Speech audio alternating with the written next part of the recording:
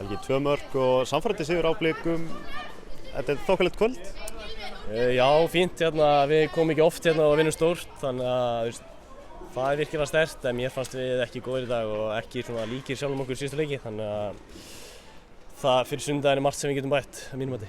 Ekki góðir, vinnir samt 4-1 sigur, hvað ertu ásöndum með?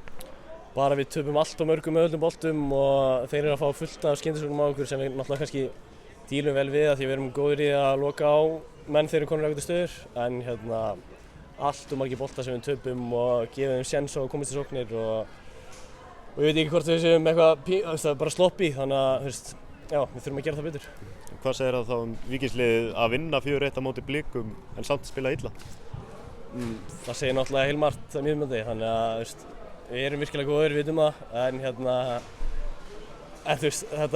við bara á sunnudaginn náttúrulega bara úrslitaleikur og ef við töpum því þá erum við úr, við ætlum að vinna hann bikar, þannig að við að mínum mati verðum samt að gera miklu betur. Þeir koma miklu grimmari held ég en til leiks á sunnudaginn. Þú sjálfur með 2 góð mörk, hlýtur að vera ánægður með frammistöðuna þín, eða ekki satt?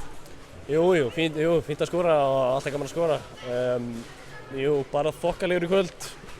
Ég er náttúrulega vissu geta gert kannski margt betur líka, en alltaf gott að skora og hjálpa liðinu þannig.